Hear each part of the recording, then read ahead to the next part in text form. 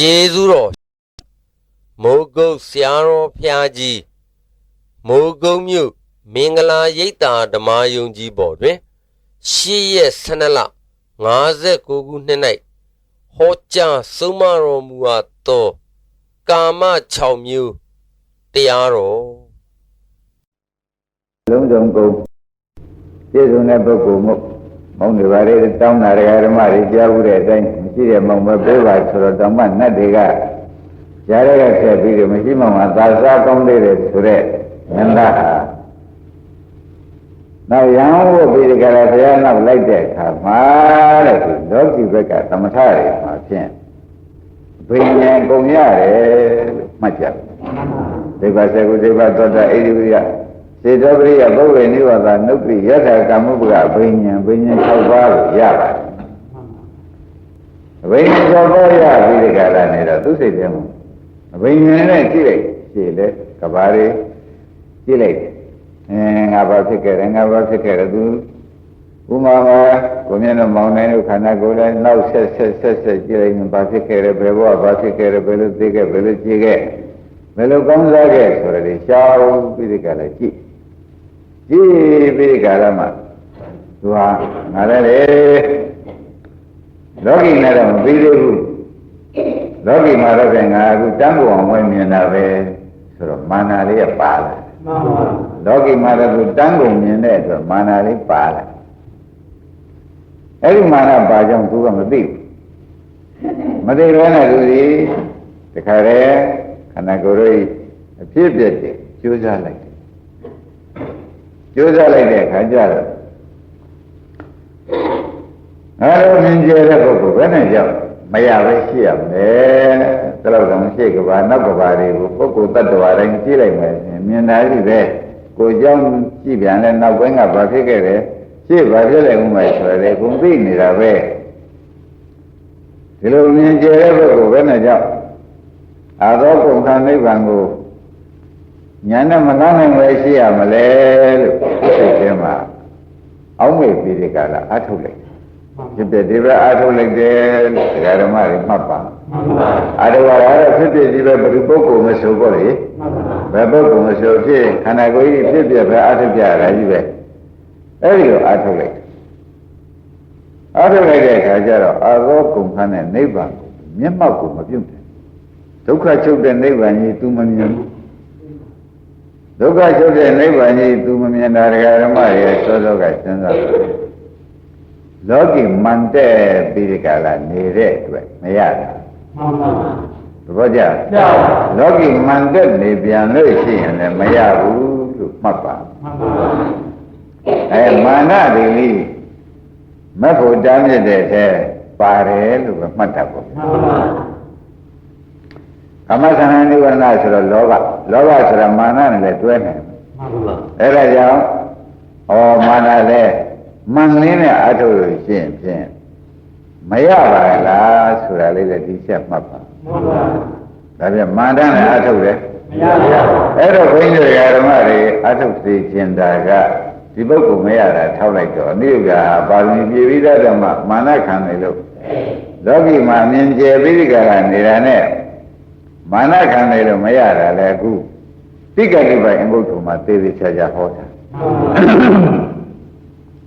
အဲ့ဒါလုံးလုံးတဲ့ခါကြလို့ရှိရင်ဖြင့်ခန္ဓာကိုယ်ဖြစ်ဖြစ်ပြီးရှုပြီးကြိုက်တာရှုနေတဲ့အခါမှာမာနမပါကြပါဘူးနဲ့ဆိုတာကိုလည်းပြောလိုက်မှန်ပါပါငါကဲတော့ပုဂ္ဂိုလ်ဘယ်နဲ့ကြောင့်မရပဲရှိရမလို့ဆိုပြီးကြလားမာနနဲ့လုပ်လို့ရှိရင်လည်းမရဘူးလို့မှတ်ပါမှန်ပါဒါရှင်ရှင်သာရိပုတ္တရာသူရှောက်တပိတော်ဗျာတဲ့ကဘာရေလျှောက်ပြီးကြလားကြည့်ပြီးကြလားဘိညာဉ်နဲ့ကြည့်ပြီးကြလားခိုင်းတာနဲ့မပြီးသေးဘူးယုံနာဖြစ်တဲ့ငါရှုံးမှပဲဆိုပြီးရှုလိုက်တဲ့အခါမှာတပိတော်ဟာအာသောကုန်ခန်းနဲ့နိဗ္ဗာန်ကြီးကိုမမြင်ရပါဘူးခင်ဗျာဆိုတော့မရဘူးပြောရတယ်ပေါ့မှန်ပါပြီးဒုတိယတခါပြီးတော့ကမရခြင်းမရဘဲနဲ့နေရမလို့ဆိုပြီးတပိတော်ပုံမူပြီးဒီကလာကျိုးစားလိုက်ပြန်တယ်ဗျာတဲ့ဘယ်နဲ့ကတဲ့ပုံမူပြီးဒီကလာကျိုးစားလိုက်ပြန်တဲ့အခါတပိတော့သတိလည်းရှိပါတယ်သမာဓိလည်းရှိပါတယ်ပတ္တိဆိုတဲ့စိတ်ကိုငြိမ်းစိတ်ငြိမ်းလည်းရှိပါတယ်အဲ့ဒါလည်းပဲတပိတော့ကမရခြင်းမရဘဲနဲ့နေရမလို့ဆိုပြီးဒီပိတော့ပုံမူပြီးဒီကလာကျိုးစားလိုက်ပြန်တဲ့အခါတပိတော့သတိလည်းရှိပါတယ်သမာဓိလည်းရှိပါတယ်ပတ္တိဆိုတဲ့စိတ်ကိုငြိမ်းစိတ်ငြိမ်းလည်းရှိပါတယ်အဲ့ဒါလည်းပဲတပိတော့ ထို့သောလုံးလာဝိရိယပြင်းပြင်းထန်ထန်နဲ့သတိသမารိကျိုးစားလိုက်ပါဝိရိယကိုလုံးလုံးမဲကျိုးစားလိုက်ပြန်တယ်တပည့်တော်မရပဲဖြစ်ပါတယ်ဗျာခொနကမာနကြောင့်မရဘူးနော်အခုဝိရိယလုံးလုံးမရဘူးလို့မှတ်လိုက်ဒါနဲ့တပည့်တော်ဆက်ပြီးစဉ်းစားပြန်ပါတယ်ဗျာတဲ့ဩငါကဲ့သို့သောပုဂ္ဂိုလ်ကဘယ်နဲ့ကြောက်အာရောကုန်တဲ့နိဗ္ဗာန်ကြီးကိုညာဖြင့်မမြင်ပါလိမ့်မလဲမငန်းနိုင်ပါလိမ့်မလဲလို့ဆိုပြီးတပည့်တော်ဆက်ပြီးကြိုးစားပြန်တယ်ဗျာတဲ့ဘယ်နဲ့ကြောင့်မမြင်ပါလိမ့်မလဲဆိုပြီးဆက်ကြိုးစားပြန်မရတာပဲဒါကုက္ကုစခန္ဓာဘယ်နဲ့ကြောင့်မရပါလိမ့်မလဲဆိုတဲ့ကုက္ကုစကလည်းလုံရင်မှတ်တတ်တယ်ဘယ်နဲ့ကြောင့်မရပါလိမ့်မလို့ဆိုတာကိုလည်းမထည့်ရဘူးဒီသုံးချက်ကိုသေချာမှတ်ပါလားရှင်တို့ကအထုတ်လို့မရဘူး။ဒါရင်ဒါဖြင့်ဒိဗ္ဗစရုဒိဗ္ဗသောတ္တဆိုတဲ့ဘိညာဉ်တွေရပြီးဒီကလာဩငါကောတဲ့ပုဂ္ဂိုလ်ဟာဘယ်နဲ့ကြောင့်မရပဲရှိရမလို့ဆိုပြီးဒီကလာငါလောကီအမြင်အမှန်တန်ကျဲနေတဲ့ပုဂ္ဂိုလ်ပဲဆိုပြီးလောကီဇာနေမာနတက်ပြီးဒီကလာဝိပဿနာဘက်ကိုကူးလိုက်ပါလေသမထကနေဥပဒနာပဲကုလိုက်တယ်နော်ဟိုမှန်ကတန်တန်ကြီးပါပြီးဒီကလာနေတဲ့အတွက်လေတင့်နံပါတ်မှလည်းမရဘူးလို့မှတ်လိုက်မှန်ပါပါဒါပြန်မာနခံနေလေမရပါဘူးဒါအထုတဲ့ပုဂ္ဂိုလ်တွေအတွက်မှာပဲအရေးကြီးတဲ့သုံးလုံးကိုသင်ပေးပြီဆိုတော့မှတ်ပါမှန်ပါအထက်တမ်းတဲ့ပုဂ္ဂိုလ်များလည်းသို့တူပဲဒါပဲမရဘူးဆိုတော့မှတ်ပါနော်အောင်ညာလည်းမရနိုင်ဆင်းညာလည်းမရနိုင်လို့မှတ်လိုက်တာပေါ့မှန်ပါနောက်ကြတော့ကဲတော့ဝရိယညံ့နေခြင်းပြီးဒီကလာကိုမြင့်တို့မောင်ငယ်တို့ဝရိယပို့ပြီးကြိုးစားလိုက်ပြန်နော်မှန်ပါကြိုးစားလိုက်ပြန်တော့လေဒီပြန်တတိတွေကနေရာကြပါရဲ့သမာဓိတွေလည်းနေရာကြတယ်လေသူစိတ်ထဲမှာထမရဲ့ကာယပတ္တိစိတ်တပတ္တိတွေရပါရဲ့တို့တော့အာရောကုန်ခန်းတဲ့နိဗ္ဗာန်ကြီးအာရုံပြုနိုင်တဲ့အခြေအနေရောက်မရတယ်မှန်ပါဒါကဝရိယလွန်သွားလို့မှတ်လိုက်စမ်းမှန်ပါဒါနဲ့သူစိတ်ကတွေးပြန်လေရှင်တို့လည်းရှင်သာရိပုတ္တရာရှောင်းနေတာနော်ဓမ္မတို့မှန်ပါဘယ်နဲ့ကြောင့်မရပါလိမ့်မလဲပုဂ္ဂုစဝန္တာဓမ္မနဲ့မှန်ပါဘယ်နဲ့ကြောင့်မရပါလိမ့်မလဲဒါပါပါလိမ့်ပုဂ္ဂုစဝန္တာပြီးဒီခါဆက်ပြီးကြိုးစားလိုက်ဘယ်နဲ့ကြောင့်မရပါလိမ့်မလဲဆိုပြီးဆက်ကြိုးစားပြန်တော့လေပုဂ္ဂုစခံနေတာနဲ့ပဲအာသောကုန်ခန်းတဲ့နိဗ္ဗာန်ကိုညာအဖြင့်မမြင်နိုင်ပဲဖြစ်ပြန်တယ်ဘယ်နှခုရှိတော့သုံးခုရှိတော့ဒါဖြင့်မာနဥဒ္ဒစ္စပုဂ္ဂုစဘယ်နှခုပါလဲမာနပါရင်လည်းမရဘူးတော့တရားဓမ္မဥဒ္ဒစ္စဖြစ်နေတယ်မရပါဘူးပုဂ္ဂုစဝင်လာရင်မရပါဘူးသဘောကျကောင်းပြီဒါဖြင့်မက်ဖို့တားမြင့်တဲ့တရားသုံးခုမာနဥဒ္ဒစ္စပုဂ္ဂုစမှတ်လိုက်နော်ငါကဲ့သို့သောပုဂ္ဂိုလ်ဘယ်နဲ့ငါကဲ့သို့သောပုဂ္ဂိုလ်ဘယ်နဲ့ကြောင့်မရပဲရှိရမလဲလို့မာနပြင်းပြန်မာနကြီးထောင်းနေပြန်လဲလောကီဇံကိုအာကုဘိမာနတက်ပြန်တယ်မရဘူးဥပဒနာကူးလို့မရဘူးတဲ့ဝရိယတွေလွန်ပြီးဒီကလာပို့အကျိုးစားလိုက်မဲ့ဆိုပြီးသူတကူလည်းပို့လိုက်ပြန်လို့ရှိရင်လည်းဒကာဓမ္မတို့မရဘူးဝရိယကြီးအစွန်းထွက်နေတယ်မရဘူးရှင်းလားရှင်းပါဩဘယ်နဲ့ကြောင့်မရပါလိမ့်မလဲလို့ဆိုတဲ့ဘယ်အကြောင်းကြောင့်များဘယ်လိုဖြစ်လို့မရပါလိမ့်မလဲဆိုတဲ့ကုက္ကုစလည်းမလာပါဘူးနဲ့မှန်ပါဘယ်နဲ့ကြောင့်မရပဲဖြစ်နေပါလိမ့်မလဲ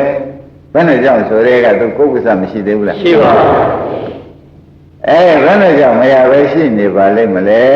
လို့ကုက္ကုစဝင်နေပြန်လို့ရှိရင်လေဖြစ်ပြတော့တို့မှာပဲတဲ့တရားဓမ္မတို့နိဗ္ဗာန်တော့မရဘူးဘယ်နှခုရှိတော့သုံးခုရှိတော့တစ်နံပါတ်ကပါတဲ့နှစ်နံပါတ်ကသုံးနံပါတ်ကပုဂ္ဂုစာအဲ့ဒါအောင်းတယ်လည်းမရနိုင်အထက်မဲ့ကိုရပြန်လို့လာပြန်လဲဒီသုံးခုတစ်ခုခုလွန်ကဲနေပြန်လို့ရှိရင်လည်းမရနိုင်ဘူးဆိုတဲ့ဥစ္စာကိုလေဒီနေ့ရှေ့ပိုင်းမှာဒကာဓမ္မတွေအထုတ်တဲ့ပုဂ္ဂိုလ်တွေမှာဩမရလို့ရှိရင်ဖြင့်ဒီသုံးခုတစ်ခုခုဖြင့်နှောက်ရှက်ရှိဖို့ဆိုတာဘုန်းကြီးဓမ္မတွေလေးစားစွာနဲ့ပဲမှတ်သားထားရမယ်မှန်ပါပါမာနရဲ့ မာနကထောင်သွားတာနော်ဥဒိစ္စကဒီခါဝရိယလုံးများတော့ပြန်လာသွားမာနကသူဒီသူ့ကိုယ်သူအထင်ကြီးမှုမာနဆိုသူ့ကိုယ်သူအထင်ကြီးမှုမာနအထင်ကြီးရနဲ့မရပြန်တော့ဝရိယကပိုလုတ်ပလိသဘောကျအထင်ကြီးရနဲ့မရပြန်တော့လေဝရိယရဲ့ပိုလုတ်တော့လေသမာဓိကညံ့တော့မှာပဲမညံ့ဘူးအဲဒီတော့ညံ့တော့ကြောင့်လေမောင်နိုင်ခုနှစ်ရှင်နုရာမှာကိုမြင့်တော့မရဘူးတဲ့ပါဠိတော်ဒကာဓမ္မတို့လည်းလေးလေးစားစားမှတ်စမ်းပါနောက်ကြတယ်ဒကာဓမ္မတွေအားထုတ်ရင်လည်းဒီစိတ်ပေါ်ရတယ်နော်ဘယ်နဲ့ကြောင့်သူများရရကြတယ်ငါဘယ်နဲ့ကြောင့်မရပါလိမ့်မလဲဘာထင်ကြသူများရသွားကြတယ်ဘုန်းကြီးရှင်မနေပြီးအားထုတ်တာဒုက္ခချုပ်သွားကြတယ်နော်ဘယ်နဲ့ကြောင့်မချုပ်ပါလိမ့်မလဲဆိုပြီးအဲ့ဒီဘယ်နဲ့ကြောင့်မချုပ်ပါလိမ့်မလဲဆိုပြီးဒီကလာအားထုတ်နေပြန်လို့ရှိရင်လေဒီပုဂ္ဂိုလ်စားကဝန်းထဲမှာအပဲလို့ပဲခံပြီးဒီကလာနေတော့ကြောင့်မရဘူးဘယ်နှခုရှိသွား3ခုရှိတော့ဩဒါဖြင့်ဒကာဓမ္မတို့တက်နံပါတ်ဘယ်လိုပါလဲနဲ့နံပါတ်က3နံပါတ်ကဒါနဲ့ရှင်နေဥဒ္ဒါသူဟာသူအားထုတ်လိုက်တယ်ဒီ3ခုသူလွန်နေတယ်ဒီ3ခုဝင်နေတယ်ဆိုတာကိုမြင်တော့မောင်းနေလို့သူမေးမိရှင်တို့ကမေးမိမရင်မိတော့ဩဘယ်ဆရာတော့ရှားမှတော်တော့မယ်ဆိုပြီးဒီကရရှင်သာရိပုတ္တရာရှိသွားလိုက်ဆရာတော့ရှားမှပဲဆိုပြီးသွားတယ်ရှင်သာရိပုတ္တရာရှိသွားတယ်ရှင်သာရိပုတ္တရာကလည်းသူကဲ့သို့အပင်ရှင်ကရပြီးတဲ့ပုဂ္ဂိုလ်ဖြစ်အဲ့လိုနှုတ်ရတာအားထုတ်နေတော့ကောမာနကတစ်ချက်ခံလိုက်ဥဒိစ္စကတစ်ချက်ခံလိုက်ပုဂ္ဂိုလ်စားကတစ်ချက်ခံလိုက်သူပဲရမလဲဆိုတော့ဟိုအဘိညာဉ်နဲ့ကြည့်တော့လေမောင်းနေသိမှန်ပါပါဒါနဲ့သူကသွားလျှောက်တဲ့အချိန်မှာရှင်ရတဲ့ပြီးတော့အဘိညာဉ်နဲ့လျှောက်ပြီးကြတယ်ကြည့်လိုက်တဲ့အခါကျအကုန်မြင်လာပါပဲဗျာပုဂ္ဂိုလ်တ attva တွေအကုန်မဲ့ဘယ်သူဘာဖြစ်ခဲ့တယ်ဘယ်သူပဲလို့သေးလို့ဘယ်သူပဲလို့ခြေခဲ့တယ်ဘယ်သူကစေကျူလေးမှန်တာဘယ်နှခါဖြစ်ခဲ့တယ်ဘယ်သူကဘယ်တော့မှဘာလို့ဆူရူဘယ်လိုပန်ခဲ့တယ်ဒါတွေအပြီးတော့ကိုမြင်ပြီးကြတာကဲတန်းနဲ့မပြီးသေးပါဘူးလေဝိပဿနာပဲသမ်းမအောင်မယ်ဆိုပြီးသမ်းလိုက်တဲ့အခါမှာငါကဲတဲ့ပုဂ္ဂိုလ်တော့အမြင်ထူးခြားနေတဲ့ပုဂ္ဂိုလ်ဘယ်နဲ့ကြောင့်မရမလဲဆိုပြီးတပည့်တော်တတိလည်းထားပါတယ်သမာဓိလည်းထားပြီးဒီကလာကိုငိမ့်စိတ်ငိမ့်ဆိုတာလည်းထားပါတယ်ထိုကဲ့သို့ထားပြီးဒီကလာကျိုးစားညတ်တယ်ပြီးတော့မရပါဘူးခင်ဗျာရှင်သာရိပုတ္တရာရှောက်နေပြီနော်နောက်ကြရတဲ့ပြီးတော့ဘယ်နဲ့ကြောင့်မရမလို့ဝရိယကျိုးစားလိုက်လို့ရှင်ရမှာပေါ့ဆိုပြီးတော့ဆက်လက်ပြီးကြတာဝရိယတစ်ခါကဲကဲလေးနဲ့ခက်လွန်လွန်လေးနဲ့ကျိုးစားလိုက်ပြန်တယ်ပြီးတော့မရပဲဖြစ်နေပါတယ်နိဗ္ဗာန်ကိုမျက်မှောက်ပြုနိုင်ဘူးဒါနဲ့ပြီးတော့ဘယ်နဲ့ကြောင့်မရပါလိမ့်မလို့ဆိုပြီးကြတာစိတ်ထဲတော့ပေါ်လာပြီးမဲ့ဆက်အထုံးမဲ့ဆိုပြီးဆက်အထုတော့လဲမရပါဘူးခင်ဗျာဆိုတော့ရှင်သာရိပုတ္တရာအဖြေပေးလိုက်မာနဥဒိစ္စဘုဝိစ္စမင်းခံနေတယ်ကွာဒါတွေလာပြီးမင်းပဲတော့မှရမှာမဟုတ်ဘူးဟောရှင်သာရိပုတ္တရာဖြေပေးပြီဒကာဓမ္မတို့မာနရဲ့ဥဒိစ္စဘုဝိစ္စအဲ့ဒါဘုန်းကြီးတို့ဒကာဓမ္မတွေဒီတရားကိုဟောရခြင်းဒီတရားကိုရှင်းပိုင်းကထားပြီးဒီကလာဟောရခြင်းဒီဒကာဓမ္မတို့အလုသမားမှာအရေးကြီးလို့သတိပေးတရားတွေလည်းမှတ်လိုက်သမ်းပါရှင်းမလားမာနရှိလဲမရပါဘူးဥဒိစ္စရှိနေမရပါဘူးကုက္ကုစရှိမရပါဘူးအဲ့ဒါကြောင့်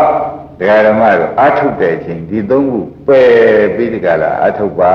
လို့ရှင်သာရိပုတ္တရာဟောတယ်မှန်ပါဒီသုံးခုပယ်ပြီးအာထုတ်မာနလည်းမပါပါစေနဲ့ဥဒိစ္စစိတ်ပြန်လာတယ်အဲ့ဒါဝရိယလည်းမဖြစ်သွားတာနော်ပုဂ္ဂိုလ်ဆရာကအားထုတ်ရတာများတော့ဘယ်နဲ့များဖြစ်ပြီးဒီကရဘယ်ပါမီဘယ်လိုများဘယ်နဲ့ကြောင့်ပါလိမ့်မလို့ဆိုတာမလာစီနဲ့ဒါလားနဲ့လည်းရှိရင်လေဘုန်းကြီးတို့ဓမ္မတွေပုဂ္ဂိုလ်ဆရာကနိဝရဏတရားလည်းဖြစ်ပြီးဒီကရနေတော့နိဝရဏဆိုတဲ့ဥစ္စာဒီတဲ့နိဗ္ဗာန်မြင်ရမယ်နေရာဌာနပိတ်ပင်စိတ္တရသောကြောင့်နိဝရဏလို့ဆိုလိုက်ပါတယ်ဘုရားကလည်းနော် အဲ့ဒါတွေသိထားတော့မှဩတို့ဒီသုံးခုရှောင်ကျင်ရမယ်တရားသုံးခုပါလားတို့ဟာတို့ခန္ဓာကိုယ်ဆိုင်ပြီးဒီကရခန္ဓာကိုယ်ကဖြစ်တာလေးပြရတယ်ဖြစ်တာကြည့်ဖို့ပဲပြတ်တာလေးနေနေတယ်ပြတ်တာစိုက်ကြည့်ဖို့ပဲဒီပြတ်တာလေးတွေပြတ်တာလေးတွေကိုမုန်းနေတယ်မုန်းရင်လည်းကြည့်အောင်ပဲလွတ်ချင်လည်းလွတ်ချင်တယ်လို့နဲ့လွတ်ချင်တဲ့စိတ်နဲ့ပဲဒါလေးတွေလွတ်ရင်ကောင်းလေဆိုဆိုပြီးဒါလေးပဲကြည့်အောင်ပဲဒါလေးကိုကဲရှင်းမောင်မရောက်နေတာလေးပဲသူကလည်းပြနေတာပဲဒီလိုပဲသင်္ဃာရုပ္ပကညာနဲ့ပဲကမဲအမင်းဖြစ်စမ်းกว่าမဲအမင်းပြည့်စမ်းกว่าဆိုပြီးမှန်မှန်မှကြည့်နေကြပါသဘောကျဘယ်လိုလုပ်ရမလဲမှန်မှန်မှကြည့်ရင်မာနလည်းမပါဘူးနဲ့ဥဒိစ္စလည်းမပါဘူးအကောင်းကြီးဥဒိစ္စလည်းမပါဘူးနဲ့ကုက္ကုစမပါဘူးဘယ်နဲ့ကြောင့်မရပါလိမ့်မလို့ဆိုတာများတရားအထုတ်ရင်သုံးကိုမသုံးလိုက်ပါနဲ့ကုက္ကုစဝင်ပြီးခုပါလေသဘောပါဒါနဲ့ရှင်သာရိပုတ္တရာကျတော့ရှင်သာရိပုတ္တရာကမင်းဒီလုံးမှုမပယ်သေးကွာဘယ်မှသာလဲရနိုင်ပါမလဲဘုရှင်သာရိပုတ္တရာကလည်းဘုမြင့်တော်မောင်နေသူကအဘိညာဉ်ရဆိုတော့သူရဟန္တာဖြစ်ပြီးသားပုဂ္ဂိုလ်ဆိုတော့အနိရုဒ္ဓအားထုတ်နေတာဒီလုံးမှုသူမပယ်ဘဲနဲ့အားထုတ်နေတာကိုလို့သူကသိမှန်ပါသဘောပါဒါဖြင့်ဓမ္မတော့ဒီသုံးခုမပယ်ရင်မရဘူးဆိုတာလည်းပါဠိတော်မှာသေသေးချာချာဟောထားတဲ့တွေ့အားထုတ်တဲ့အချိန်မှာဓမ္မတို့ဘယ်လိုအားထုတ်မှသိမှာမလို့လို့ဘုန်းကြီးစီကိုဓမ္မတွေကအကြံဉာဏ်ပေးပါလို့တောင်းခဲ့သည်ရှိတော့ဓမ္မတို့သူပြတဲ့ဓမ္မကိုဓမ္မအနုဓမ္မပฏิပတ်တိအလုံးနဲ့ပဲလုပ်ပါလို့ဆိုတာသတိပေးလိုက်မှန်ပါဓမ္မအနုဓမ္မပฏิပတ်တိဆိုတဲ့ဥစ္စာဓမ္မကအနုဓမ္မဓမ္မကအနုဓမ္မဆိုတဲ့တရားနဲ့လျော်အောင်သာကြည့်နေလို့ပြောလိုက်ပါမှန်ပါတရားကအပြည့်ပြိုင်အပြည့်မြင်တဲ့ညာနဲ့ပဲလျော်နေတာမှန်ပါအပြည့်ပြတော့ညာနဲ့အပြည့်ကြည့်တော့အပြည့်နဲ့ညာမဲ့နဲ့ဟာလျော်နေအဲ့ဒီဓမ္မအနုဓမ္မပฏิပတ်တိဓမ္မကအနုဆွိကံပရိပဒံဆိုတဲ့အတိုင်းဓမ္မကရှေ့တရားကပြတဲ့ဖြစ်ပျက်အနုဆွေကံလျော်သောပရိပဒံနောက်ကမြင်တဲ့အကျင့်မဲ့ညာပဲမှန်ပါဆိုတဲ့ဖြင့်ရှေ့ကပြတာကိုနောက်ကကြည့်ုံလေးသာခင်ဗျားတို့အလုပ်လို့မှတ်ပါမှန်ပါသဘောကျရှေ့ကပြတာကိုနောက်ကကြည့်ုံအလုပ်ကလေးပဲတဲ့ဒီပြင်တရားမနှောစီပါနဲ့မရောစီပါနဲ့မာနလည်းမရောစီပါနဲ့ဥဒိစ္စလည်းဝိရိယလွန်ပြီးဥဒိစ္စလည်းမရောစီပါနဲ့ဘယ်နဲ့ကြောင့်မရပါလိမ့်မလို့လို့ဆိုတာလည်းမပါပါရှိနဲ့မှန်ပါဓမ္မကအနုဆွေကံပရိပဒံဆိုတဲ့အတိုင်းဓမ္မကပြတဲ့တရားဤအနုဆွေကံခရယောတော့ပฏิပဒံမဲ့ညာကျင့်ကိုသာဥပဒနာမဲ့ညာကျင့်ကိုသာကျင့်ပေးပါမှန်ပါဒါဖြင့်ရေလိုက်ပြလိုက်နေဆိုတဲ့အိဗေကြမှန်ပါလောကီလိုတော့လေမှန်ပါလောကီလိုတော့ဓမ္မတို့ရေလိုက်ပြလိုက်ကိုရမှန်ပါရေမြင့်ကြာမြင့်ရေမြင့်ကြာမြင့်ဆိုသလိုဒီမှာလဲသိကြတာလေကိုကမနေမနာလေးကြည့်နေုံပါပဲမှန်ပါသဘောကျသူပြောတာသူပြတာကိုမနေမနာလေးကြည့်ပြီးဒီကတရားကပြတယ်မိမိကညာနဲ့ကြည့်တယ်တရားကပြတယ်မိမိကညာနဲ့ကြည့်တယ်တရားကပျောက်ပြတယ်ပျောက်ပြအောင်ပျောက်ပြီလို့ကြည့်နေတယ်မုန်းရပြတယ်မုန်းပြီမုန်းရပါလားလို့ပဲကြည့်နေုံပဲဟုတ်လားလေးလေးရှိစရာအပြပြန်လို့ရှိရင်လေကိုယ်လေးလေးရှိတဲ့ညာနဲ့ပဲကြည့်နေုံပါပဲမှန်ပါဒါဖြင့်တရားထုတ်တဲ့ဥစ္စာမှာတရားဓမ္မတွေအယုတ်ကြည်ကြည်လျှောက်ကြောက်တို့နေရသမဗရံ၄ပါးဘုရားကဟောလိုက်တာကလည်းခင်ဗျားတို့သမဗရံ၄ပါးဟောလိုက်တာလည်းမဖြစ်သေးတဲ့ကုသိုလ်ကိုဖြစ်ရအောင်ဖြစ်ပြီးတဲ့ကုသိုလ်ကိုပွားများရအောင်ဆိုတာလွန်လမ်းပါပါဘူးသူဟာမှန်ပါအကျယ်မှာမလာတဲ့အကုသိုလ်ပယ်အောင်ပယ်ရှိပြီးတဲ့ကိလေသာကိုလည်းတခါတော့ပယ်ချရအောင်မဖြစ်သေးတဲ့အကုသိုလ်လည်းမဖြစ်ရအောင်ဆိုတော့လည်းမျှအောင်လုပ်တာပါမှန်ပါပါဒါပြန်အားလုံးဓမ္မတွေတရားတော်ကြီးရကြပါဗလားလို့ဒီကနေ့မေးရပါပါတရားကအမှန်ပြတာကိုကျွတ်တို့ကအမှန်လေးရေးလိုက်ကြလိုက်ကြည့်နေပါလို့သတိပေးလိုက်မှန်ပါပါသဘောကျတရားကသူ့ဟာသူပြနေတာကိုခင်ဗျားတို့ကထူးထူးထွေတွေကြံစီလို့လည်းမကြည့်နဲ့မှန်ပါသဘောကျစိတ်ကိုလည်းမပြနိုင်ရင်နဲ့ အထုတ်တာမြင်လာလိုက်ကြပြီဘယ်နဲ့ကြောင့်မရပါလိမ့်မလို့ဆိုတာလေးကိုလည်းကြားမထိုးစီနဲ့ဖြစ်တယ်တွေလည်းမြင်လာလိုက်ကြပြီသူတွေဖြစ်တယ်လည်းမချုပ်သေးဘူးဖြစ်တယ်မချုပ်သေးတဲ့အတွက်နိဗ္ဗာန်ကတော့မပေါ်လာဘူးဘာမှဖြစ်နေတော့ဒါလည်းမှကြားမထိုးလိုက်ပါနဲ့သဘောကျဒီကဲတော့ကြားမထိုးပဲနဲ့မှန်မှန်လေးဓမ္မကအနုဓမ္မအနုရှိကံပရိပဒံဆိုတာလေးကိုဖြင့်မမေ့ပါဘူးဓမ္မကရှင်းနေရှေ့ရပြတယ်တရားဤအနုရှိကံလျော်သောပရိပဒံနောက်ကကျင့်လုံးလေးသူနဲ့လျော်အောင်ကျင့်တဲ့ကျင့်လုံးလေးတစ်လုံးဟာအရေးကြီးဆုံးပဲမှန်ပါပါသဘောကျရှေ့ကအပြည့်ဆိုလို့ရှိရင်နောက်ကညာကလည်းအပြည့်ကြည့်ရုံမှန်ပါသဘောကျရှေ့ကဒါဖြစ်တဲ့ကရန်ရမောင်းရကြောက်เสียပြပြန်လို့ရှိရင်ရန်ရမောင်းရကြောက်เสียလို့ကြည့်ရမယ်အပြစ်ကလည်းတရားဓမ္မတို့သူ့ကိုဥပ္ပခါရှုပါလို့ဥပ္ပခါသာထားပြီးခင်ဗျားကြည့်နေပါလို့ဆိုလဲပြန်ဥပ္ပခါထားပြီးခင်ဗျားတို့ကကြည့်နေုံပဲသဘောကျအဲ့ဒီကဲတော့ကြည့်နေပြီဆိုမှပြန်ဘယ်နဲ့ကြောင့်မချုပ်သေးပါလိမ့်မလို့ဆိုတာတွေမလားရှိနေဘုရားတရားဓမ္မတွေဆိုတရားထုတ်လို့ကြားနေတာသူများရကုန်နာပြန်မရသေးဘူးမာနခံနေပြီသဘောကျငါပြန်မရသေးဘူးတော့ကြတော့ဘာမှဖြစ်နေလို့ပါလိမ့်မလို့ဘာမှဖြစ်နေလို့ပါလိမ့်မလို့ဆိုတော့ကုတ်ဝိသလာပြန်တယ်ရိပ်ပြီဗလားဒါပြန်တရားဓမ္မတွေဒီဥစ္စာခင်ဗျားတို့ပြေးရခင်ဗျားတို့ဟာခင်ဗျားတို့မန္တန်ပေါ်တဲ့စိတ်ကရတဲ့ကြောင်ခင်ဗျားတို့မပေါ်ကောင်းတဲ့စိတ်တွေကပေါ်ပြီးကန့်ကွက်တာလို့မကြကိုပဲမှန်ပါပါသဘောပါဒါရဲ့အာထုတ်ဆဲပုဂ္ဂိုလ်များအထက်ကျက်ပြီးဒီကရာပြည့်လို့ရကြရအောင်ကျိုးစားကြပါတယ်ဆိုတဲ့ပုဂ္ဂိုလ်များဟာလေရှင်သာရိပုတ္တရာကဒီသုံးခုရှောင်กว่าမှန်ပါသတိပေးလိုက်တယ်နော်မာနလည်းရှောင်မှန်ပါပြီးတော့ပုဂ္ဂိုလ်စားလည်းရှောင်ဒီရှောင်ရသုံးခုကိုရှောင်လဲအဲ့ဒီရှင်တို့တွေကသွားပြီးဒီကရာတပည့်တော်ဒီလိုအထုတ်ပါတဲ့နဲ့မရတာရှင်ဗျာအမိန့်ရှိစမ်းပါအောင်ဆိုတော့အိုးမင်းဒီသုံးခုပယ်လိုက်ရပါတယ်ကွာမှန်ပါသိချာတတိပေးတာမှန်ပါမာနလည်းပဲဥရိစ္ဆာလည်းပဲကုက္ကုဆလည်းမရပါဘူးကုက္ကုဆဆိုတဲ့ဓမ္မတွေလာတော့အထုတ်တဲ့ပုဂ္ဂိုလ်တွေမှာဘာများဖြစ်နေပါဘာများဖြစ်နေပါလိမ့်မလို့ဆိုတော့ဘာပါလိမ့်ကုက္ကုဆသဘောကျရဲ့ဘာများဖြစ်နေပါလဲအရွယ်များကြီးသွားလို့လားတခါကြီးတိုင်းတကယ်တော့မောင်းမင်းနဲ့နော်ဘာမှမဖြစ်ဘူးဘာမှမဖြစ်ဘူးသူကဒီလိုက်တာကြည့်နေသူကဒီလိုက်တာကြည့်နေပဲလေသွားတာကိုကိုယ်မော်ရလူကကြည့်နေုံပဲလူမပါဘဲနဲ့မျောလာတဲ့ဥမာမြစ်ထဲမှာသေရကလေးမျောမျောလေးလေးမျောမျောတုံးလေးမျောမျောဝါးလေးမျောမျောခင်ဗျားတို့ကသူကကိုယ်မျောပြန်ကိုယ်မျောတယ်လို့ကြည့်ုံပဲကောင်းမှမျောနေရင်ဟောဒီနည်းပြန်ကောင်းမှမျောနေရင်ဟောသူမျောတာကိုကြည့်မကောဘာမှဒီရင်လုံးဝပြောကစိုက်နေကြလို့သေးလားအဲ့ဒီလိုခန္ဓာကိုယ်ကြီးကိုညာနဲ့လှည့်ပြီးခွင့်ရတဲ့ဓမ္မတွေကသူပြောလို့နာသူပြောလို့ကြည့်နေမယ်ဆိုလို့ရှိရင်မကြပါဘူးတည်းရပါတယ်သူပြောလို့ကြည့်နေရင်သဘောပါကြအဲ့ဒါဘုန်းကြီးကဟောတယ်လို့မယူလိုက်ပါနော်ရှင်သာရိပုတ္တရာကရှင်တို့ကမင်းကွာဒီသုံးခုမင်းရှုံနေလို့မရတဲ့ဥစ္စာဒီသုံးခုမဝင်မဲနဲ့မအထုတ်ကြည့်စမ်းမကွာဆိုတော့ချက်ချင်းရမလေးတန်ကိုတကယ်တန်းရတကယ်ဓမ္မတော့မလွယ်လားအဲ့တော့ဒီလိုပုဂ္ဂိုလ်ပြောတဲ့အပြောလည်းဖြစ်နေပြန်မှာဒကာဓမ္မတွေလည်းဒီဟာမျိုးကလည်းဒကာဒီမာနကလည်းဟိုးသူများ9ရက်နဲ့ရနာ9ရက်နဲ့ရအောင်ကျူးစမ်းဒီလိုနဲ့လည်းမရဘူးလေမာနပိုင်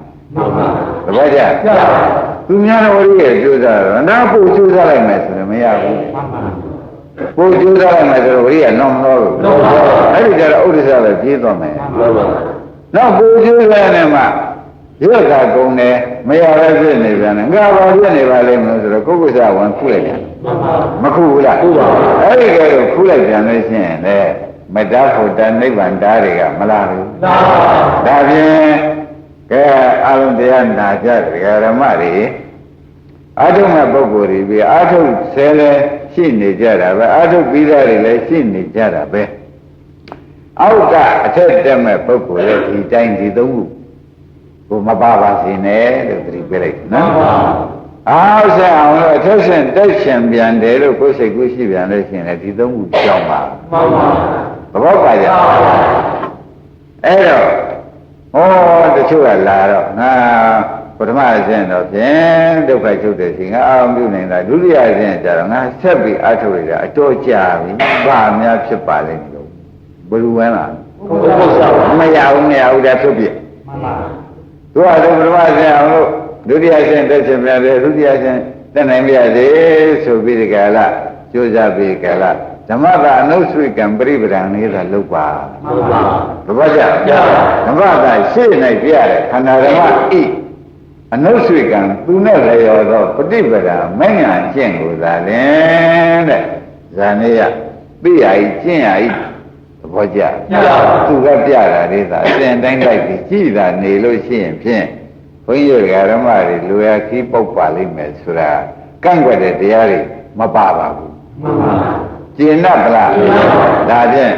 ဟောဒါလုံနည်းတစ်ဆင့်တိုးပေးလိုက်ပြန်တာပဲအကိုကအလုံးတော့နဲ့ရှင်သာရိရှင်တို့က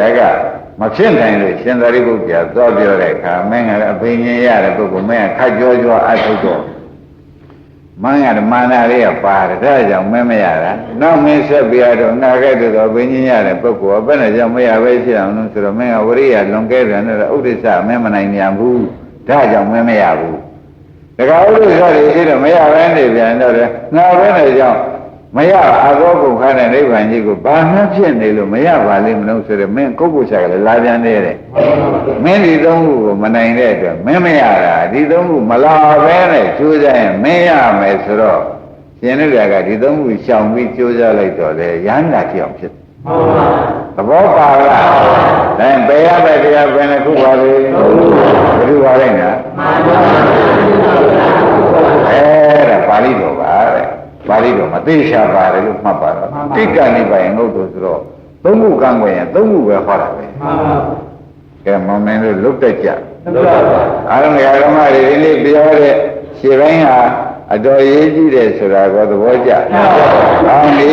ဒါဖြင့်ဓမ္မတို့အလုတ်လုတ်တဲ့ပုဂ္ဂိုလ်မှာဤတိုင်းလုတ်ပါဆိုတာကိုဖြင့်ဒီပိုင်းကိုဒီတိုင်းမှတ်ထားရတာပေါ့နော်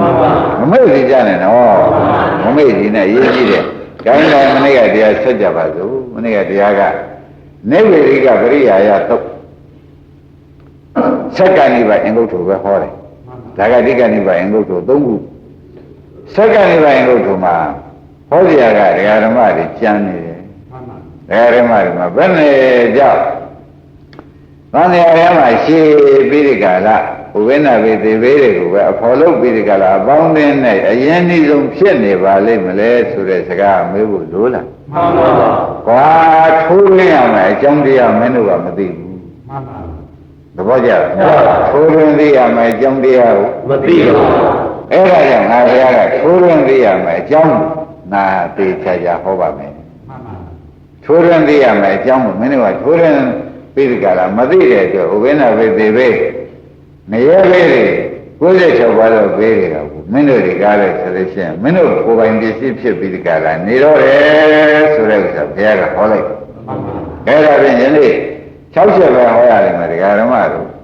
ဘာဟောရမလို့လို့ဆိုလို့ရှိရင်ဖြင့်တဲ့ကာမကိုလည်းသိရမယ်နော်ကာမဖြစ်ကြောင်းကိုလည်းသိရမယ်ကာမ၏ထူးခြားပုံကိုလည်းကောင်းပြီကာမ၏အကျိုးပေးကိုကာမ၏ချုပ်ရာကိုကာမ၏ချုပ်ရာချုပ်ကြောင်းကျင့်ကိုသိရမယ်ဆိုတော့ဒါရပောင်းများစွာဟောလာတယ်ဒီ6ချက်အစင်ကားတော့ဒါအကြီးပဲသွားမှာပဲ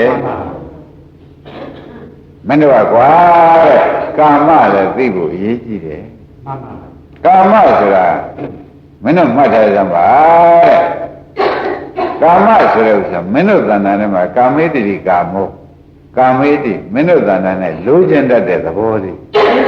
ခင်တတ်တဲ့သဘောလေးမင်းတတ်တဲ့သဘောလေးကာမလို့ဖတ်စမ်းပါမှန်ပါဘောကြ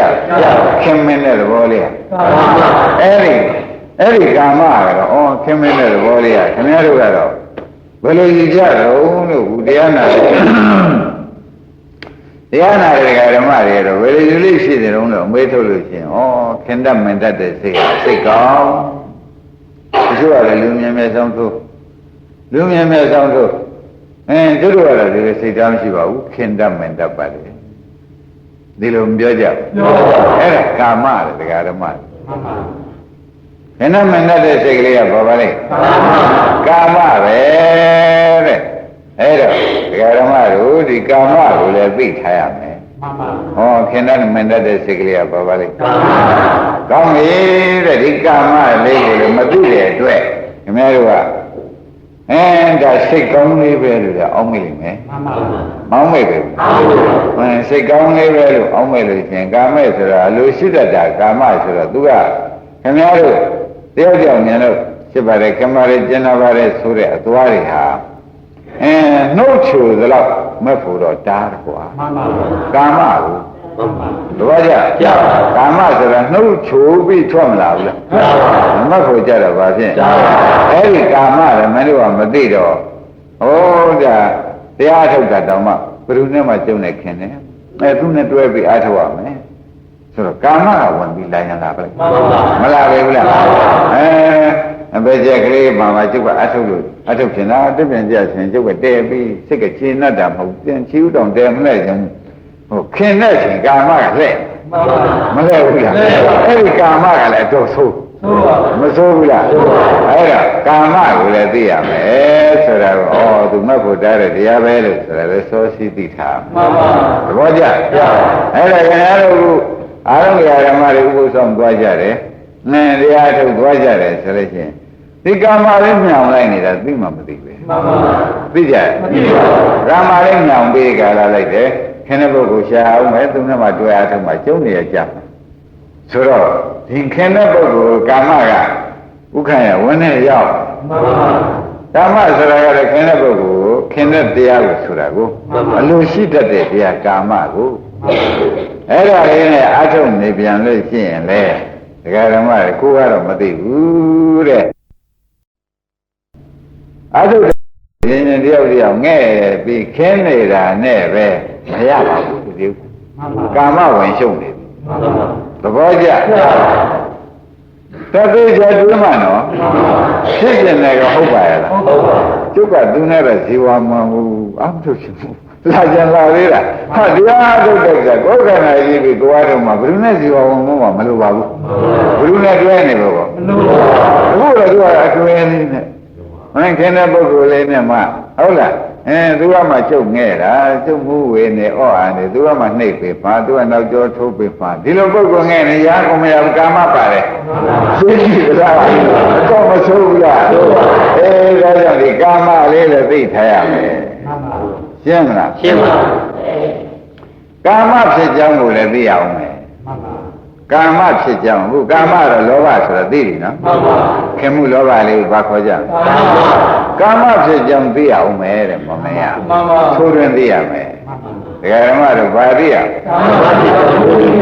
ကာမဖြစ်ကြောင်းထိုးတွင်သိရမယ်ဆိုတော့မတွေ့ခင်ကဖြစ်တဲ့ကာမလားတဲ့သူ့ရဲ့လဲလိုက်မှ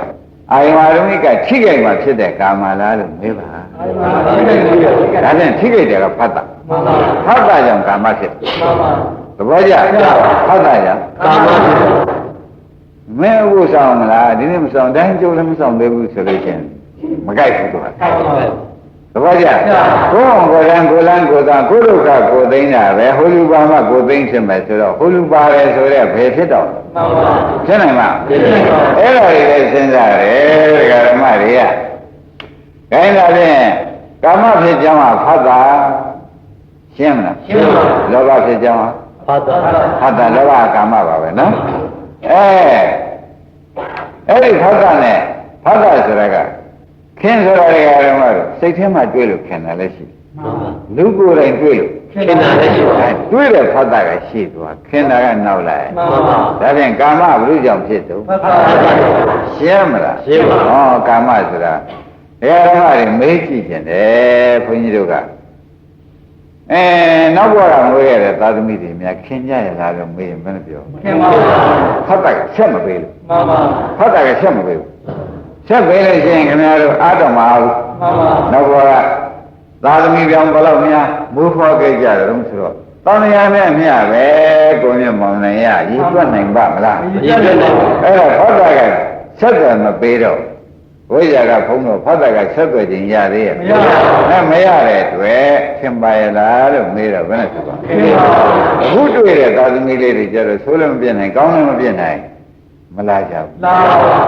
အခုတွေ့တော့အခုတွေ့တာတွေကြတော့ဒါကတော့ဟောတာကတွေ့ပေးထားတာခုဟောတာကတွေ့ပြီးပေးထားတော့သိုးလို့ပြည့်နိုင်ရရဲ့ပြည့်နိုင်ကောင်းတော့မပြည့်နိုင်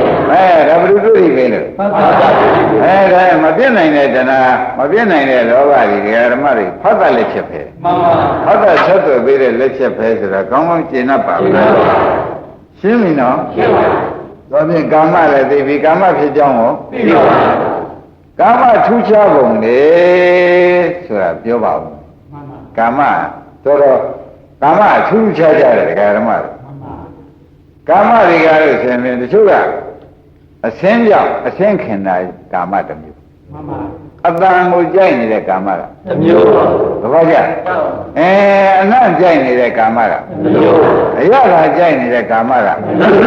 အတွေ့အထိကြိုက်နေတဲ့ကာမကတစ်မျိုးဒါဖြင့်ဒကာဓမ္မတို့ကာမထူးခြားတာ၅မျိုးမစွန့်နိုင်ဘူးလားကာမထူးခြားတာအစင်းကာမအစင်းကြိုက်တဲ့ကာမတစ်မျိုးအတန်ကြိုက်တဲ့ကာမတစ်မျိုးဟောကြလားအနံ့ကြိုက်တဲ့ကာမကရောတစ်မျိုးအရသာကြိုက်တဲ့ကာမတစ်မျိုးအထဲလေးအနုညံ့ကြိုက်တဲ့ကာမကတစ်မျိုးကာမပဲမျိုးရှိ၅မျိုးကာမကလည်းဒကာဓမ္မတို့ကာမထူးထူးခြားခြားသိထားပါတဲ့ကာမ6မျိုးရှိတယ်လို့မှတ်ထားလိုက်တာပါကာမပဲမျိုးရှိကောင်းပြီဒါဖြင့်ဒါဖြင့်ကာမထူးခြားတာသိရမယ်ဆိုသောကြောင့်လည်းထိုးထွင်းပြီးဒကာဓမ္မတွေသိအောင်လို့ဩဒီဘောင်တတ်တယ်မကန်းတာရတောင်ဖွတ်တတ်ပါရင်ဆိုတဲ့အာယုံ၅ပါးဟာကာမဤထူးခြားချက်ပဲလို့မဆိုနိုင်ဘူးလားဆိုနိုင်ပါဘူးရှင်းကြပါဘူးလားဒါဖြင့်သုံးနာမှပြီးသွားနော်ကောင်းပြီဒကာဓမ္မတို့ကာမအကျိုးပေးလို့သိအောင်ကာမဤပါတော့အကျိုးပေးကာမဤအကျိုးပေးလို့သိအောင်ပဲဆိုတော့ဒီကာမဆိုတဲ့လောဘလေးရှိနေပြီဆိုမှပြန်ဩကျုပ်ကသုတေမနေသိလင်းရလို့ဖြင့်လူပြန်ဖြစ်ပဲကျင်납ပါပြီနတ်ပြန်ဖြစ်ပြီးကျင်납ပါပြီဆိုပြီးကြလားလူဖြစ်ခြင်းတဲ့ကံနတ်ဖြစ်ခြင်းတဲ့ကံတွေဟာတဲ့ဒီကံတွေငကိုကပေါ်လာတာကာမကြောင့်ပေါ်လာတာလားလူဖြစ်စေခြင်းတဲ့ကံတွေကြိုးစားတာနတ်ဖြစ်စေခြင်းတဲ့ကံတွေကြိုးစားတာကာမကြောင့်ပေါ်လာတာဆိုတော့ကျင်납ပါလားကာမဤအကျိုးပဲဒီကံတွေလုံးဖြစ်တာကဲဒကာဓမ္မတို့လူပြေရောက်ကြောင်းနတ်ပြေရောက်ကြောင်းကံတယ်တွေကဘုရုကြောင့်လုပ်ဖြစ်တာတဲ့အဲ့ဒါကာမိုက်အချိုးပဲกว่าသဘောကျလူပြေရောက်ကြောင်းနတ်ပြေရောက်ကြောင်းလူပြေရောက်ကြောင်းဆိုတာဒီသားဒီမင်းနဲ့မခွဲအောင်လို့လုပ်တဲ့ကံတွေဟူတွေ့ရကာမကြောင့်လုပ်တာမှန်ပါသဘောကျနိဗ္ဗာန်မြတ်မိစัจ जा မှာအပယ်လေးပါးလွတ်ပြီးကလားဖြစ်ခြင်းနဲ့ဘဝရရလဲကာမကြောင့်လုပ်တာกว่าအဲ့ဒါကာမိုက်အချိုးပဲကာမမရှိကာမဆိုတဲ့လောဘမရှိတဲ့ပုဂ္ဂိုလ်မှာဒီကံတွေလုံးဖြစ်ပါဒါဖြင့်ဒီကံတွေကအကျိုးပေးမနေဘူးလားကာမကကြောင့်ကံတွေလုံးဖြစ်တာကအကျိုးပေးအဲ့ဒါကြောင့်ခင်ဗျားတို့ဝတ္တကံတွေကအလွန်အယုတ်ဆိုးတော်တယ်ဆိုတာပေါ်လာပေါ်သေးဘူးလားကာမကြောင့်လုံးတာกว่าဒီလိုသိထားပါရှင်းကြကောင်းပြီဒါဖြင့်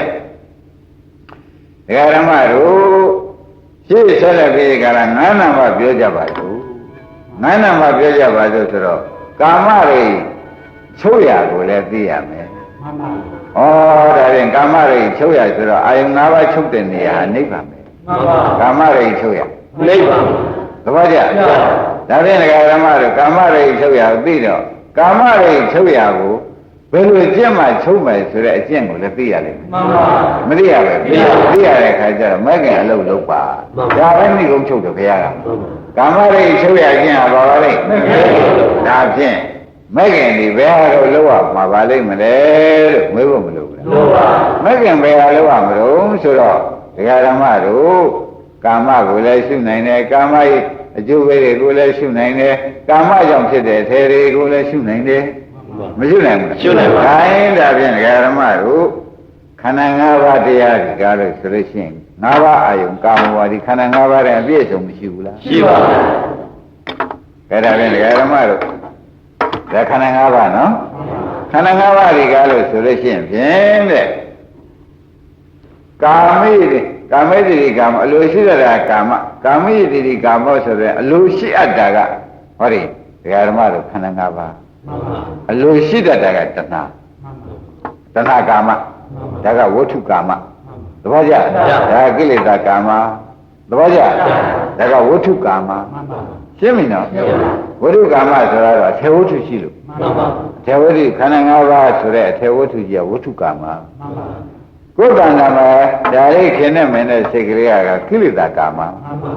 ဒီကာမနဲ့ဒီကာမတခြားစီနော်ခန္ဓာ၅ပါးကဗါတဲ့ဝဋ္ထုကာမခန္ဓာ၅ပါးခင်လဲနေတဲ့စိတ်ကလေးကကွက်တော့ပါပြီတဲ့ဒကာဓမ္မနော်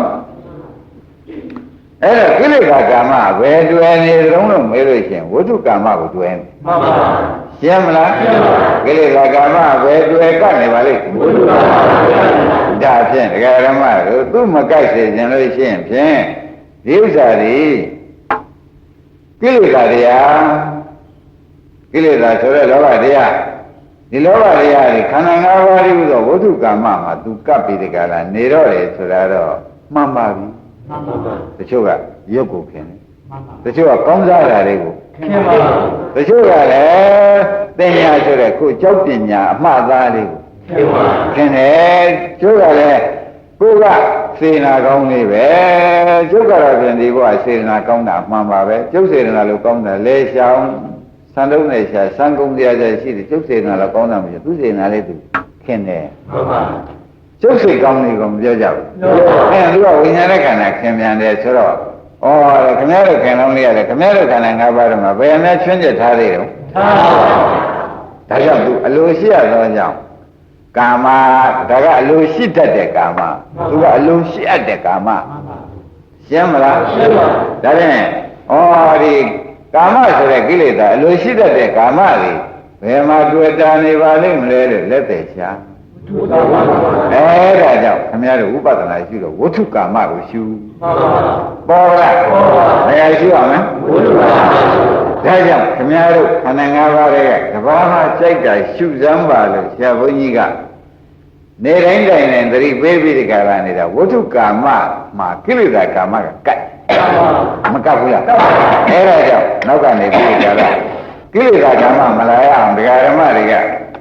ဒီခနဲ့ဥပဒနာမဲ့တင်နဲ့ဥပဒနာမဲ့ရင်းအောင်ရှုရပဲဘူးလားဗျရှုရရှုရတဲ့ခါကျတော့အောင်နိုင်တို့ကိုမြင့်တို့ကဘယ်ဟာရှုရမှာတော့ဆိုတော့ယနေ့တော့ရှင်းဝဋ္ထုကာမသာရှုခေမှန်ပါသဘောကျဘာရှုကြဝဋ္ထုကာမဝဋ္ထုကာမဆိုတော့ဒီကိုကောက်လိုက်တော့ဘာရခန္ဓာ၅ပါးခင်ဗျားတို့ခန္ဓာ၅ပါးကိုသာခင်ဗျားတို့ရှုပါသဘောကျ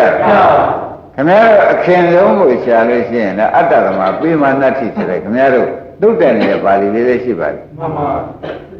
ဟုတ်လားအတ္တသမမိမိနဲ့တူတော့ပေမာချစ်တဲ့ပုဂ္ဂိုလ်ဒီနတ်ရှိမရှိဘူးကွာကိုယ့်ကိုချစ်ဆုံးကွာဆိုတော့ဝဋ္ထုကာမကိလေသာကာမနဲ့အတွေ့ဆုံးလို့ပြောတယ်မှန်ပါအညီဆုံးအကိုက်ဆုံးပဲဆိုရင်တော့ဒကာဓမ္မတွေမှန်ဘူးလားမှန်ပါအဲ့ဒါကြောင့်နိဗ္ဗာန်မရတာဒီဒကာဓမ္မတို့ဝဋ္ထုကာမနဲ့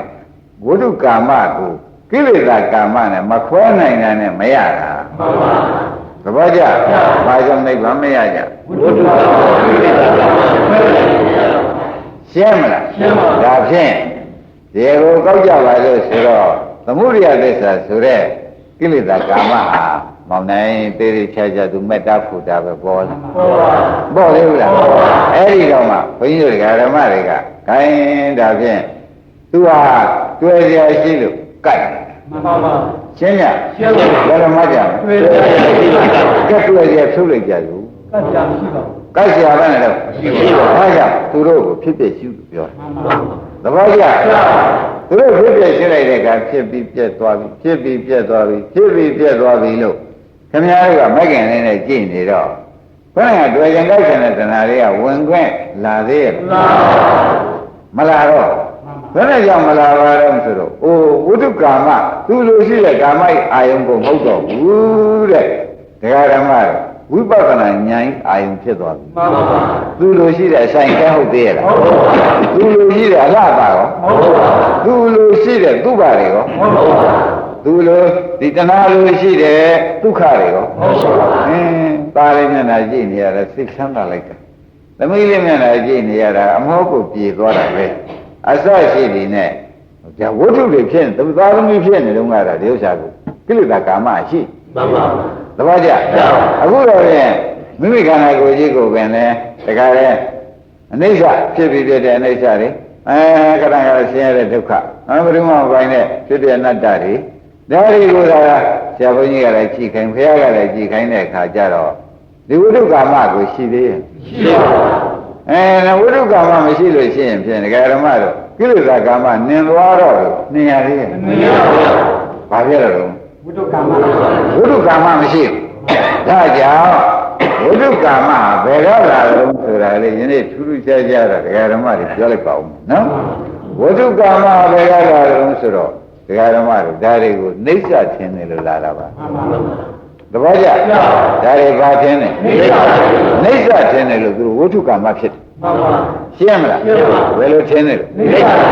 နှိစ္စထင်တယ်လို့ခိုင်တယ်မြဲတယ်လို့ထင်တယ်လို့ဒကာဓမ္မတွေကဝိတုကာမဖြစ်တယ်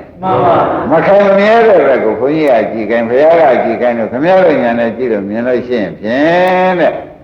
အနိစ္စပေါ်မလားပေါ်လာတော့ဝိတုကာမဖြစ်သေးရဲ့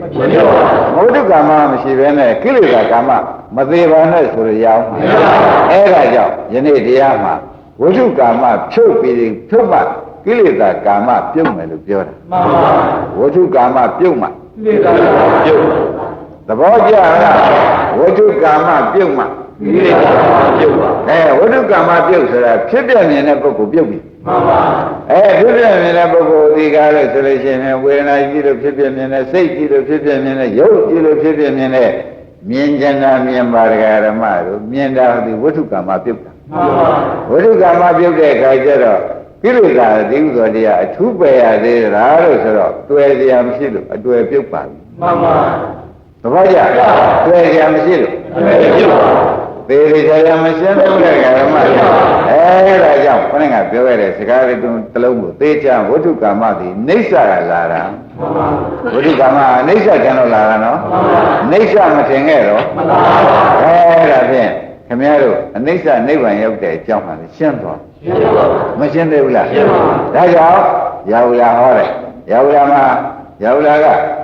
ဘုရားကရှိကဆောင်းရကြွားဆောင်းရရှာတယ်ရောင်ကြီးတွေပါးတွေနဲ့ကြည့်လိုက်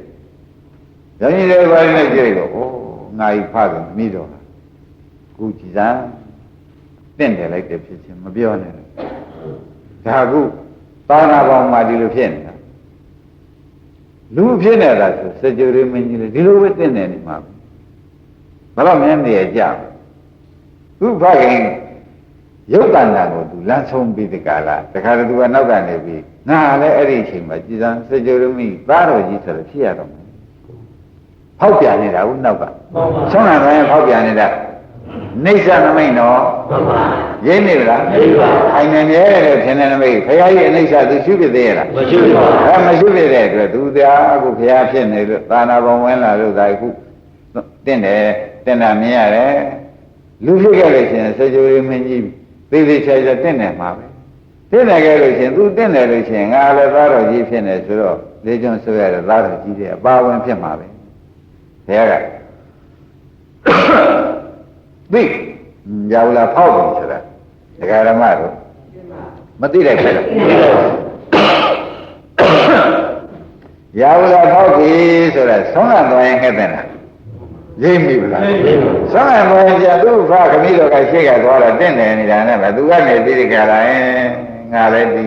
လူရတဲ့ဖြစ်ဒီလိုပဲသားတော်ဖြစ်နေအမှန်တန်တဲ့မှာပဲဆိုပြီးနိစ္စနမိတ်ကြောင့်ဒီမာနတက်တယ်အဲ့ဒီဘုရားရောက်လာထိုင်အောင်กว่าဒီဘုရားရဲ့သဗ္ဗံခြေရမှာနေတိုင်းခင်းရစီပြီးထိုင်ပြီးတော့ရောက်လာဟောရှာသေးတယ်အာနိမိတ်တင်္စဘာဝေဟိမာနာနုပြမဟုတ်ကြတောမာနာဝိတမယဥပဒံသောစရိတ်တိရောက်လာတက်မှာရောက်လာစေသောသိစွာရောက်လာအာနိမိတ်တင်္စ နိစ္စမထင်မဲနဲ့အနိစ္စဆိုတဲ့နမိတ်ကိုဘာဝေးကြီးမင်းပွားလိုက်စမ်းအနိစ္စရှုလိုက်စမ်းငါခန္ဓာအနိစ္စရှုမခန္ဓာအနိစ္စရှုသဘောကျခဏကနိစ္စနမိတ်ကြောင့်သူမာနဖြစ်လာမှန်ပါရိပ်မကြဘူးဒါကြောင့်အနိမိတ်တင်ရှာအနိမိတ်တဲ့အမြင်ရတဲ့နိစ္စနုပဒနာကိုဘာဝေးကြီးမင်းဒီနေရာပွားလိုက်ဒီနေရာပွားရင်မသွားရမယ်ဒီချိန်သူရဟန္တာလည်းဖြစ်သေးတော့ဒါပေါ်နေသေးတာမှန်ပါကဲဒါဖြင့်ဓမ္မတို့နိစ္စနမိတ်ကြောင့်ခုနကကာမကိလေသာကာမလာတယ်ဆိုတော့သဘောကျဘယ်ကြောင့်လာပါလဲနိစ္စထင်နေတာနဲ့နော်သူ့ဘယ်ခန္ဓာကြီးကိုလည်းသူအနိစ္စမမြင်ဒုက္ခနာရောနိစ္စ